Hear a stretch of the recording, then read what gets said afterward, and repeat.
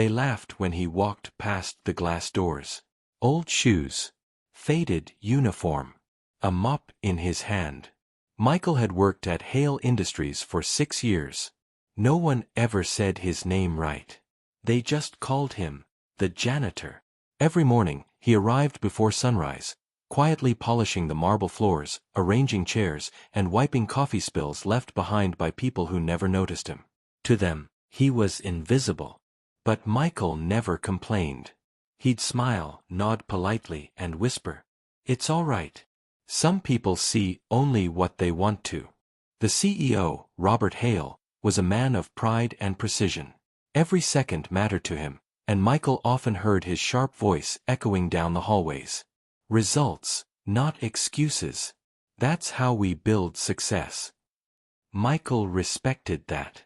But sometimes, when Robert walked past without a glance, something in Michael's eyes dimmed, like a memory he tried to hide. That evening, as Michael cleaned the elevator mirrors, a soft voice startled him. "Excuse me, sir." He turned. A young girl, about 10, stood there, clutching a drawing pad. She was Robert's daughter, Emma. "Hi there," Michael said kindly. "Working late too?" She giggled. "Daddy says I can stay while he finishes his meeting. I like to draw." He smiled. "That's beautiful. What are you drawing?" She held up her paper. "It's a castle. But I can't get the sky right." Michael knelt beside her. "Maybe try using lighter shades. The sky changes when the sun hides. Sometimes it's blue, sometimes gray. But it's never the same twice."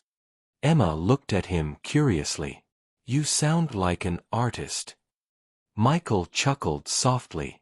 "Maybe I used to be." When Robert came out, he frowned. "Emma, I told you not to bother the staff." "She wasn't bothering me, sir," Michael said gently. "She was drawing." Robert barely looked at him. "Just make sure the floors are dry before the investors arrive tomorrow." As they walked away, Emma turned back and smiled. "Thank you, Mr. Janitor." That smile stayed with him long after she left. Later that night, alone in the empty building, Michael sat by the large window overlooking the city. He looked down at his hands, rough, calloused, yet steady. He whispered to himself, "They'll never know who I was, and that's all right." But what he didn't know was that fate was about to make them find out. Would you have noticed him if he worked in your building? It was a bright Monday morning. The company was buzzing. The new investors were visiting. Robert Hale wanted perfection. Every surface gleamed. Every employee moved like clockwork. Michael quietly worked in the background, unnoticed as always. But he felt uneasy that morning. Something in the air didn't feel right. Around noon, Emma ran into the lobby, looking for her father. Her babysitter had gone to get coffee, and she'd wandered off on her own.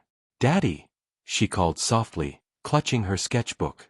Michael saw her first. "Hey there, little artist. You okay?" She nodded. "I want to surprise Daddy with my new drawing." He smiled. "He'll love that." But before he could say more, a scream tore through the air. The elevator doors jammed. Sparks flew. A smell of smoke filled the lobby. Emma was standing just a few steps away. "Emma, don't go near it," Michael shouted, running forward. But it was too late. The cables snapped, and the elevator began to fall. Without thinking, Michael threw himself forward, pulling Emma back just as the metal doors buckled and crashed open. A blast of air and dust filled the room. He shielded her with his body, holding her tight. When the chaos settled, people rushed in. "Emma!" Robert shouted, panic in his voice for the first time in years. He froze when he saw Michael, bruised, coughing, holding his trembling daughter safely in his arms. "Are you all right?" Michael asked her softly. Emma nodded, eyes wide with tears. "You saved me." Robert's voice shook. You risked your life?" Michael stood slowly. "She's just a child, sir. I did what anyone would. But not everyone would." And Robert knew that. He stared at the janitor, really looked at him, for the first time. That night, Robert couldn't sleep. Something about Michael's calmness bothered him. There was something familiar in his eyes, something he couldn't place. He whispered to himself, "Who are you, Michael? If you've ever felt looked down on, don't forget to like this story." What would you do if someone you ignored became your hero? The next morning, Robert called Michael into his office. "Sit down," he said. "I owe you thanks. And an explanation." Michael shook his head. "No need, sir. I'm just glad Emma's safe." Robert leaned forward. "I've reviewed your records. You never gave a full address. No emergency contact. Nothing about your past." Michael smiled faintly. "That's because I left that life behind." "What life?" There was a pause. A quiet, heavy pause. Then Michael said, "The one where I was like you." Robert frowned. "What do you mean?" Michael looked up, calm, steady. "I owned a company once. We built software that helped hospitals. But I lost my family in an accident. I couldn't face the world after that. So I walked away." Robert blinked. "You're telling me you were a millionaire?" Michael nodded. "Was. Money didn't save me. Silence did."